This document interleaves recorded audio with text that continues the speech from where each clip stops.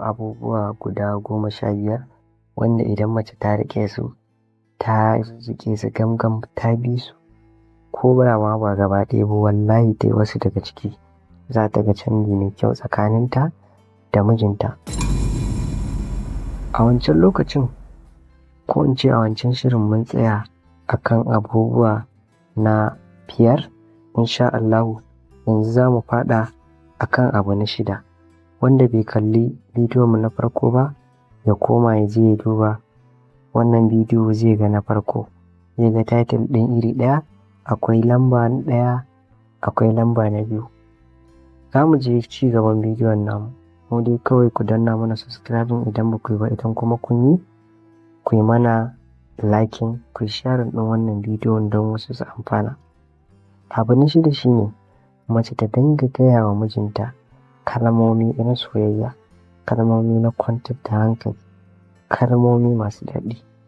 Da yawa mata wallahi wasu ba su iya magana ba, tsakaninta da mijinta kawai ta ɗauka cewar a ba ta umarni ce, a ce yi kaza ki yi, daina kaza yi kaza, ɗauko min kaza yi kaza.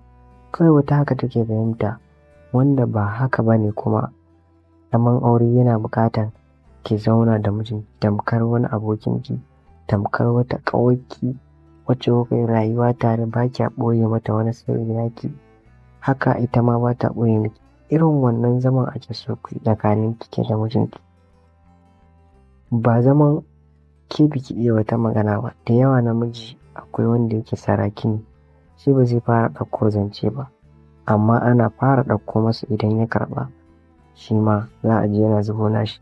To ki zamto mai yin magana, kuma maganar ta soyayya tsakaninki da mijinki, musamman kuna fira.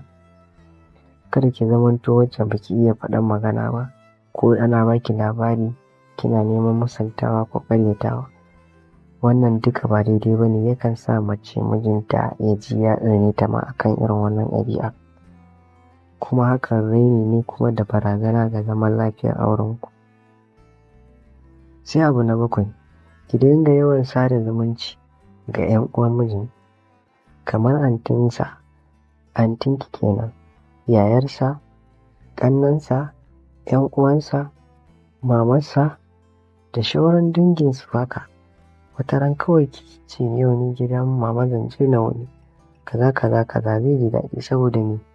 Ke biki ma damu da sai kin je naki dangin ba, amma tashi dangin kina zuwa, lallai hakan zai ji daɗi.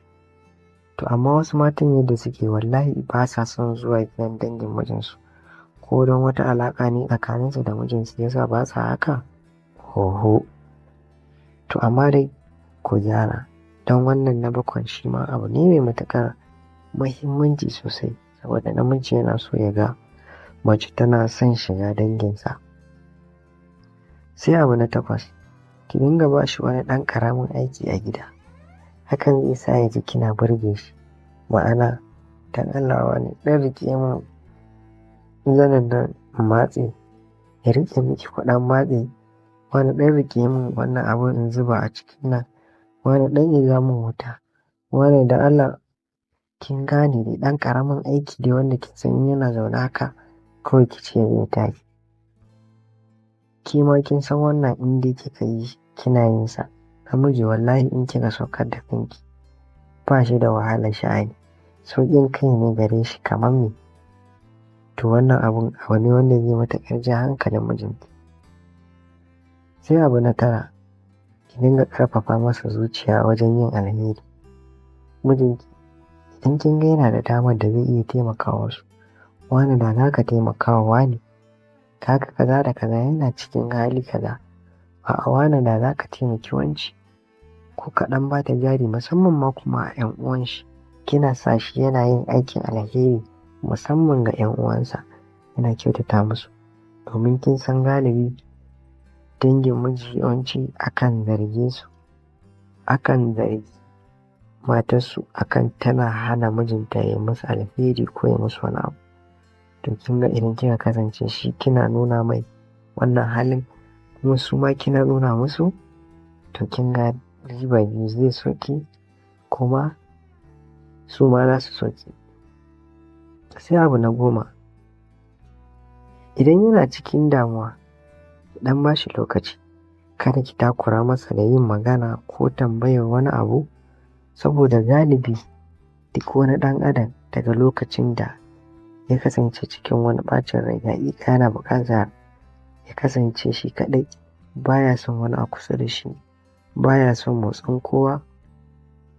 Wannan shi ne abin da ya kamata ki ba shi lokaci, ko ɗaki ya shiga kar ki bi shi, ki dai kawo mai abincinsa da waye da sauransu, ki ɗan ba shi lokaci, ko ki ɗan kunna mai fanka haka, ko kuma ki ɗan kai mai ruwa ki ce wane a je a yi wanka.